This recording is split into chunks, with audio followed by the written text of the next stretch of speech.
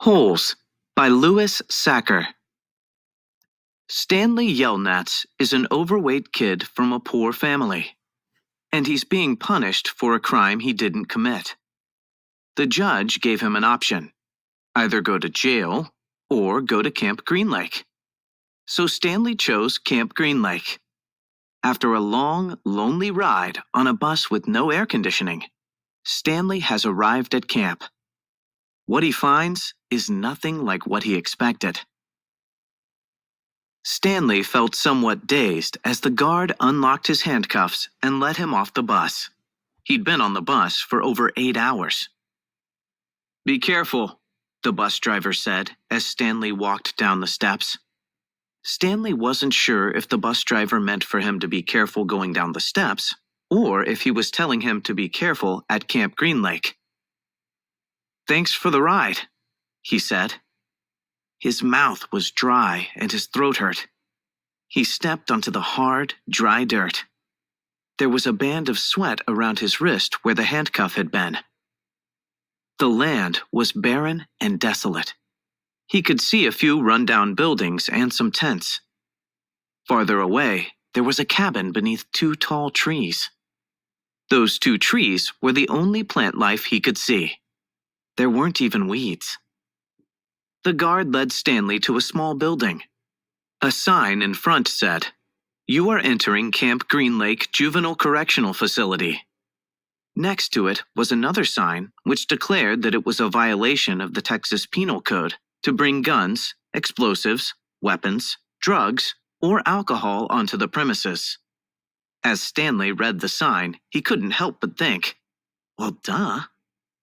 The guard led Stanley into the building, where he felt the welcome relief of air conditioning. A man was sitting with his feet up on a desk. He turned his head when Stanley and the guard entered, but otherwise didn't move. Even though he was inside, he wore sunglasses and a cowboy hat. He also held a can of soda, and the sight of it made Stanley even more aware of his own thirst.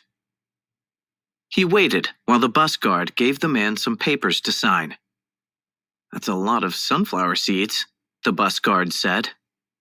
Stanley noticed a burlap sack filled with sunflower seeds on the floor next to the desk.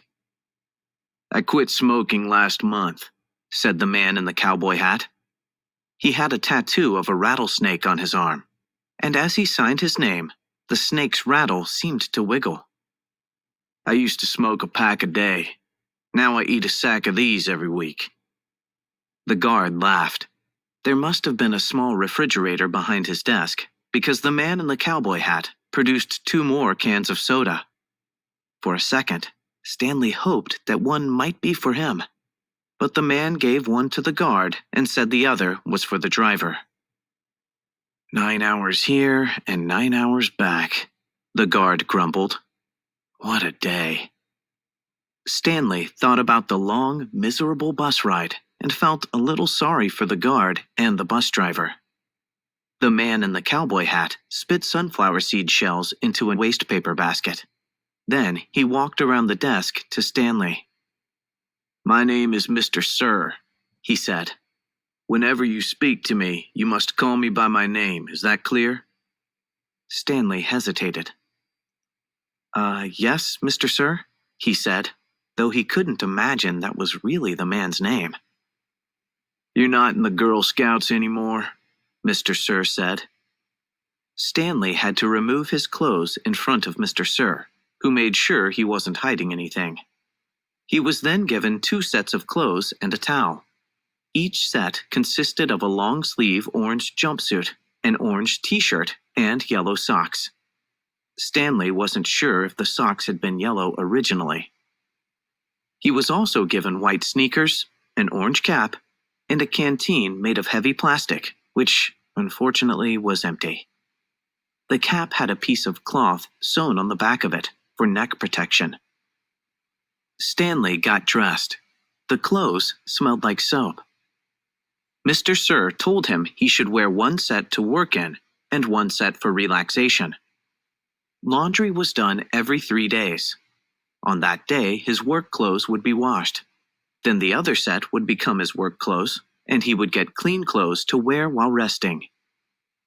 You are to dig 1 hole each day, including Saturdays and Sundays. Each hole must be 5 feet deep and 5 feet across in every direction. Your shovel is your measuring stick. Breakfast is served at 4:30. Stanley must have looked surprised, because Mr. Sir went on to explain that they started early to avoid the hottest part of the day. No one is going to babysit you, he added. The longer it takes you to dig, the longer you will be out in the sun. If you dig up anything interesting, you are to report it to me or any other counselor. When you finish, the rest of the day is yours. Stanley nodded to show he understood. This isn't a Girl Scout camp, said Mr. Sir. He checked Stanley's backpack and allowed him to keep it. Then he led Stanley outside into the blazing heat. Take a good look around you, Mr. Sir said. What do you see? Stanley looked out across the vast wasteland. The air seemed thick with heat and dirt. Not much, he said, then hastily added, Mr. Sir. Mr. Sir laughed. You see any guard towers? No. How about an electric fence? No, Mr. Sir. There's no fence at all, is there? No, Mr. Sir. You want to run away? Mr. Sir asked him. Stanley looked back at him, unsure what he meant. If you want to run away, go ahead, start running. I'm not going to stop you. Stanley didn't know what kind of game Mr. Sir was playing. I see you're looking at my gun. Don't worry, I'm not going to shoot you. He tapped his holster. This is for yellow-spotted lizards. I wouldn't waste a bullet on you. I'm not going to run away, Stanley said. Good thinking, said Mr. Sir. Nobody runs away from here. We don't need a fence. Know why? Because we've got the only water for 100 miles. You want to run away? You'll be buzzard food in 3 days. Stanley could see some kids dressed in orange and carrying shovels, dragging themselves toward the tents. You thirsty? Asked Mr. Sir. Yes, Mr. Sir, Stanley said gratefully. Well, you better get used to it. You're going to be thirsty for the next 18 months.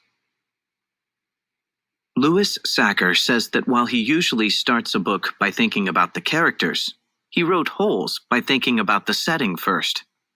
The story began with the place, and the characters and plot grew out of it, says Sachar.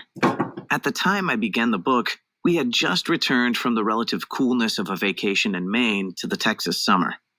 Anybody who has ever tried to do yard work in Texas in July can easily imagine hell to be a place where you are required to dig a hole 5 feet deep and 5 feet across day after day under the brutal Texas sun. Into this searing landscape, Sachar introduced Stanley Yelnats. He's a kind of pathetic kid who feels like he has no friends, feels like his life is cursed, and I think everyone can identify with that in one way or another. Sachar was born in East Meadow, New York, in 1954. He now lives in Austin, Texas.